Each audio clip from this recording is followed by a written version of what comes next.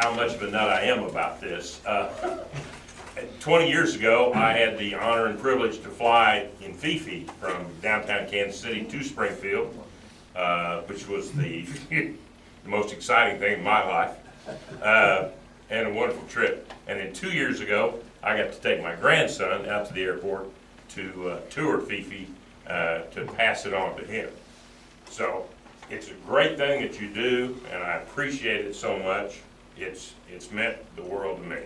So, with that being said, as you said, I'm Executive Director of the History Museum on the Square. We're going to talk today about the significance of Springfield as far as the military and what went on during World War II and the Korean conflict mainly. Not all because by that time this was gone. Can we get the lights off? There we go. So we can see these slides. And it all starts with this gentleman here, this nondescript man. His name is John T. Woodruff.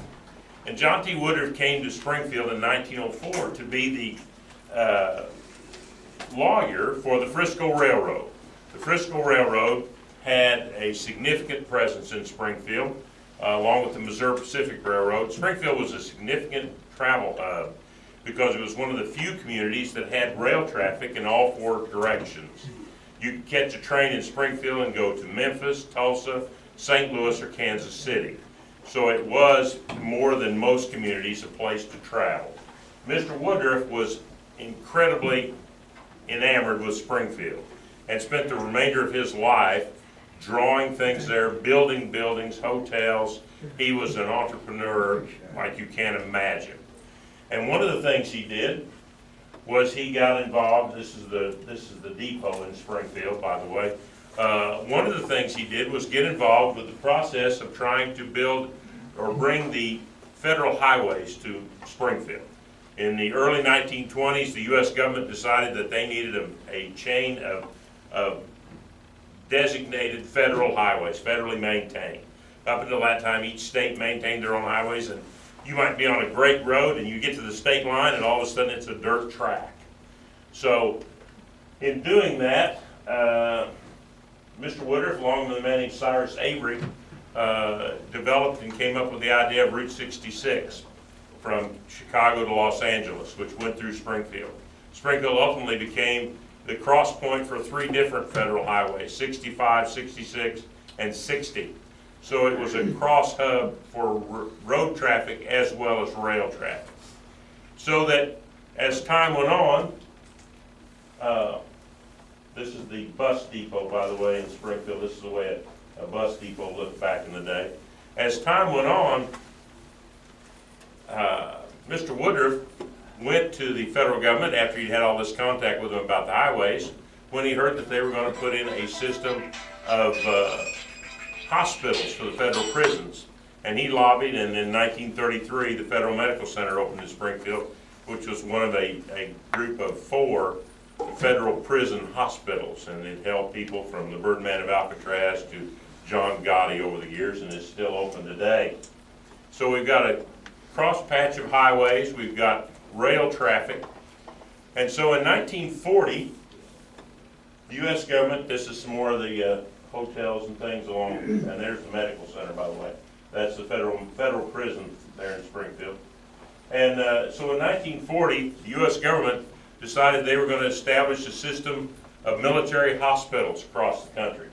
So Mr. Woodruff got busy again and went to Washington, D.C., and began to lobby for Springfield to be one of those locations. And he talked about all this traffic and everything else, and at the same time he was lobbying for that, Fort Leonard Wood, about 90 miles to the north and east, was being constructed, and Springfield, being the closest community to it, became a place for people to come to when they needed a little recreation away from Fort Leonard Wood. So as he was dealing with the government, he came up with a plan, and he got the city of Springfield to offer to donate the city golf course, which is here on the main street through town, Glenstone and Division Street, and offered to sell that area to the government, donate it to them for $1, to build this hospital. So in 1941, the hospital was constructed, and it was O'Reilly, called O'Reilly General Hospital. And over here, this Pythian home that's marked here in this other area, this was a retirement home for a fraternal organization called the Knights of Pythias. And the federal government acquired it as well, and that became the Enlisted Man's Club and also the entertainment center for the hospital.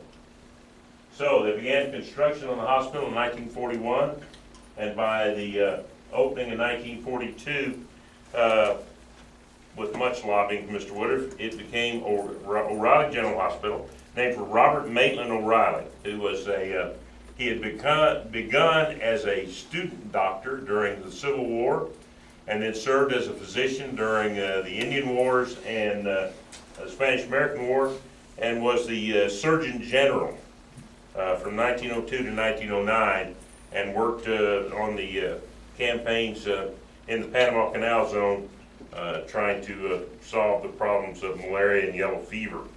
So it was named in his honor. Colonel George B. Foster was the first post commander, and he called the place a hospital with a soul. It opened, as I said, in early 1942. Here's an aerial photo of it. You can see it laid out with military precision. All of the barracks and all of the wards were in small buildings like a barracks at a military post, but so that the patients would have some coverage. There were covered hallways that connected all the buildings so they could move about the whole facility and still be under cover. This is the first post commander right here. This is Colonel Foster in one of the wards. And so during the time of World War II, this hospital in Springfield worked with over 100,000 patients medevaced into Springfield from all over the world. Had a cadre of about 45 Italian prisoners of war that worked as orderlies and also as the lawn maintenance staff. They tried to bring in some German prisoners, but they all kept trying to escape. But they found that the Italians liked working there, so they didn't have to watch them. So the Italian prisoners even wanted to stay on, didn't want to be repatriated after the war. They all wanted to stay in Springfield. This is a picture of some of the barracks, and here's one of those covered hallways I talked about, so that there was even a place where you could drive under it, but it still had a cover over so they could move patients from one ward to the other over the time. As I said, they treated over 100,000 patients at this facility, and it was also a training facility. They trained over 16,000 medical technicians during the course of the war in different fields and different things, from doing x-rays to oral surgery and so on like that. The Army Air Corps, we'll get to a picture here in a minute of a group from the Army Air Corps that were in as dental technicians and were trained as dental technicians in reconstructive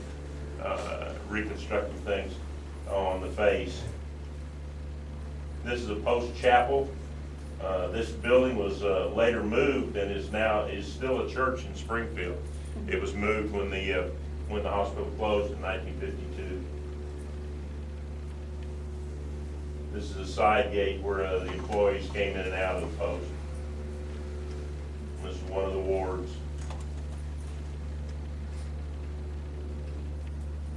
Just sending a wire recording home, or actually that's a disc recorder there.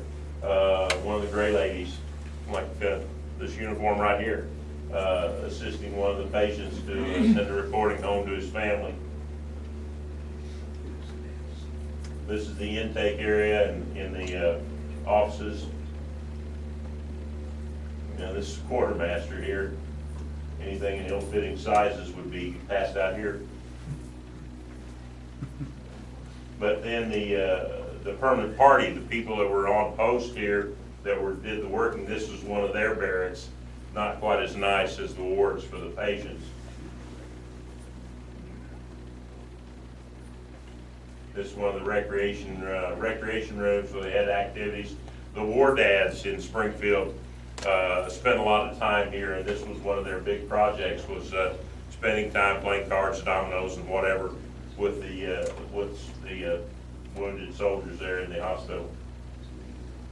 And of course, they brought in entertainers. The USO brought in people like Bert Lahr here and Groucho and Chico Martin. No, Groucho and Chico Martin, I think that's the other one.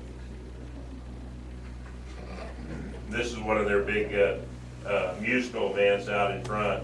I'm not sure which orchestra this is. This is probably either Stan Kenton or one of the Dorsey Brothers orchestras, I think was this one. And they even do things like fly kites with pinup girls on the kites, which I thought was kind of fun. You know, they put a pinup, anything in the air, they're going to slap a pinup on it. So they even had nose art on their kites. This is one of their USO shows inside the theater. There in the Pythian Hall. And this is the War Dad's Canteen. These are some of the War Dads that had sons in the service during the war, and they spent a lot of their time doing volunteer work like the Red Cross.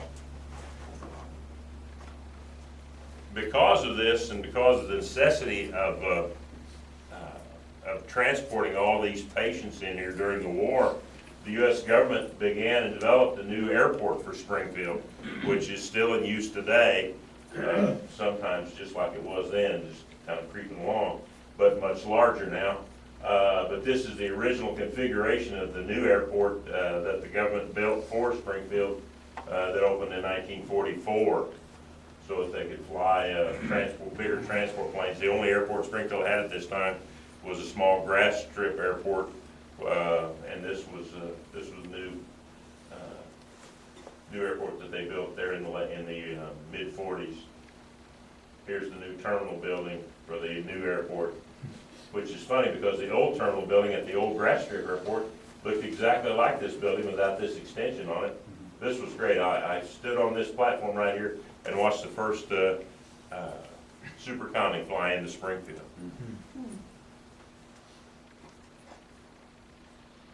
There's that same building with a lot of old DC-3s, et cetera, and so on, DC-4s even, I think they're parked around by the hangars. And this is the second graduating class, Air Corps Group A, School for Enlisted Technicians. These were dental technicians that were trained here at O'Reilly Hospital. And this was March of 1943. It got so busy and so big that as they would begin to recycle these patients, as they went through their therapy and everything and were ready to be kind of mainstream back into the military, they ran out of space for them in the hospital, even as big as it was. So they commandeered the gymnasium at the local teachers college, which is now Missouri State University, and this is the gym, and they had cots set up and had this is their retraining command, where they would put them back through physical training and everything and get them ready to be rolled back in as replacements back into the service.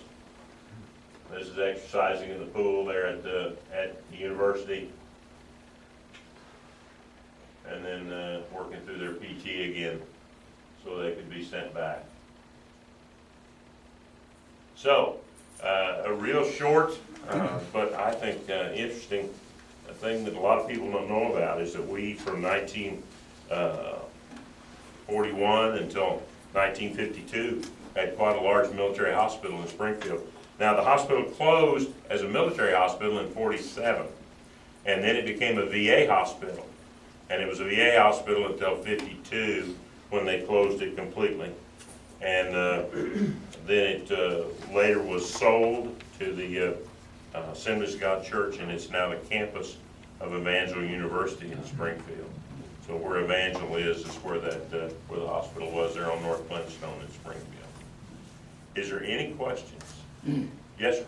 The airport, is that now Springfield Regional Airport? Yes, Okay. yes. When did downtown airport come into Springfield? Downtown airport opened in 1924. Up until then, there was another one called McCauley Field, which is another grass field south of town. And for quite a time, there was two grass fields, one north and one south. The one north had a more significant group of hangars and had a nice little terminal, which, by the way, now is still there, but it's a halfway house for the Bureau of Prisons. So the building is still there, still got the little cupola tower in the middle of it, but it's part of the Bureau of Prisons Alpha House or halfway house. They're right there on Division Street. Yes, sir. Does the VA have a facility there? They have one in plan. It was supposed to open in 2015, and now they pushed it off to 2017 because they don't know what they're doing. But that was just an aside for me. But from past experience. Anybody? Yes, sir. Do you have? Yeah, the downtown airport was one that was used for in World War II for the training out there a little bit, and I know Right. that terminal's still there. Up until just a year or two ago, you could still see they'd kept on Evangel's campus. They left one of building, the yes. barracks buildings. Is it gone Yes, now it's as well? gone now. Okay. Yeah, they left one of the barracks there. And I'll tell you what, back in the mid, well, not even the mid 60s, I worked my way through college driving a truck in the summers for a dairy. And at that time, Evangel University used all those buildings, and they still had those long hallways. And those were the spookiest places. We would deliver in the kind of like 4 in the morning to get out of the way before school started. And I'd be going down those hallways, and they were some of the creepiest places on earth. It was just a seedy old place. But they have ultimately torn them down and built all new buildings. But it was quite a facility. I mean, you think 100,000 patients that were treated in there from 1941 to 46 that is a significant amount of patients. And they developed a lot of skin graft techniques and skin graft and bone graft techniques that were used all the way up to Vietnam. Now you said up to 46. Yeah. So It what closed happened in- between it closed 40? in 47 and then immediately reopened as a VA hospital. And it was a Okay, VA so hospital 52. then until 52. What's the Pythian house that you mentioned a couple of times? What's it being used for now? It is a private, it has been sold for a long period of time. After the war, it was the reserve center. It was portioned off. It wasn't sold with everything else. And it was the reserve center, and then the Mo National Guard and the reserves built a new facility, and so it was declared surplus. The city bought it, and for a while it was some city self-help kind of offices, and then it was declared surplus by the city, and they sold it, and it's in private hands now, and they make most of their money off ghost tours. So anyway, yeah, that's kind of a mess, but it's really too bad. But they say it is haunted by a lot of the Italian prisoners that didn't want to leave, which I find that very funny. And I was serious about that. They had German prisoners of war that were supposed to do the grounds and everything else, and they lasted 2 weeks. And then they took them back to Fort Leonard Wood and said, these guys aren't going to work. They've tried to escape 10 times a day. They've got to go. And they brought in the Italians, and the Italians go, well, we'll trim anything. Let's do this. And they stayed. There was about 40 of them, and they stayed there for the duration, and really didn't want to be repatriated when the war was over. Do you have a lot of Italian restaurants in Springfield? No, but we do have more than our share of Vietnamese places. Chinese. Yeah, when at the end of the Vietnam War, the Catholic Church brought 400 families to Southwest Missouri, and so they all opened a restaurant. Did Route 66 play any particular important role in World War II? I think they all did. And as I said, we had 3 of them cross there. We had 65, which was north-south from the Canadian border all the way down into Texas. We had 66, which came from Chicago to Los Angeles, and we had 60 that came from Virginia through Springfield and on to the west. So they afforded us the opportunity. By 1938, Route 66 was totally paved. It started in 26, and it was 12 years before it was totally paved from end to end. So by 38, it was a well-paved, for the time, a high-speed highway. So it could bring people into Springfield quite well. And as I said, during the war, Springfield was the closest big city for soldiers from Fort Leonard Wood. So the buses, and that's why I showed that picture of the old bus depot, the buses in there on weekends, we had a pretty nice MP contingent during World War II, during Korea, and even into Vietnam. We had a permanent party MP unit there just to kind of make sure everything was copacetic. Any other questions? Like I say again, I'm so happy to be here. If you ever get the opportunity to come to Springfield, come see us at the museum. We're on the public square. We're working on a new exhibit that is going to be about 30,000 square feet of exhibit space telling the story of Springfield and Greene County. And if I can ever be of help to you all up here, don't hesitate to call me. I mean, yes. My friend owned Casper's. Casper Letter? The Quonset hut. Yeah. That's an experience if you. That is that, and that has been in operation now for over 100 years. Right. Mr. Letter bought the business in 1913 from another man. Tell me about the building. It was a fruit stand at downtown, and he couldn't make a go of it just selling fruit and vegetables, so he put in 2 tables and started making soup. And that has developed into the damnedest bowl of chili you will ever have in your life. There's chili. They serve a bowl of chili on a plate because it won't all go in the bowl. There's just chili everywhere. And they started out in this downtown storefront, and then they moved to a Quonset hut on the south side of town, and then that Quonset hut got sold out from under them, so they moved, and now they're still in the Quonset hut, and it's painted on the inside with strange psychedelic artwork, and it's an amazing place. It's only open from the time school starts in the fall till school closes in the spring, and then it's closed in the summer. But it is a place to go in Springfield. Yeah, get a look at Casper's chili. Well, isn't the Pancake House is historical too? Aunt Martha's, that is, I mean, it's amazing you talk about food. Aunt Martha was Slim Wilson's sister, and one of the Goodwill singers that were part of the Ozark Jubilee. And she started the restaurant, and then she sold it to Martha Freeman, who was another Martha, and the Freeman family still has it. And Willie Nelson washed dishes in Willie there. Nelson, because he couldn't get on, he wasn't good enough to get on the Ozark Jubilee, so he became the dishwasher at the Pancake House. That's true.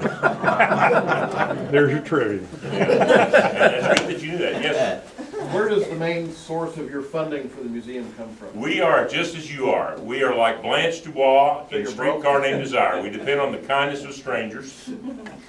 And we have a couple of pretty good, thank God, major donors that have donated us the buildings. And because we have the buildings free and clear, we're able to leverage that and in lieu of other funding, and as it comes in, we pay that down. So right now, this new project that we're working on is about a $22 million facility. We're working with a Sounds like our company. Stearman engine rebuild. Yeah. As long as it doesn't use oil, you're okay. We're working with a company called Gallagher and Associates in Washington D.C. who developed the museum at Gettysburg, the World War II museum in New Orleans, and many others across the United States and around the world. And they're doing a great job. This new museum, when it's done, is going to be state of the art and really be something for people to see. Thank you very much. I appreciate it.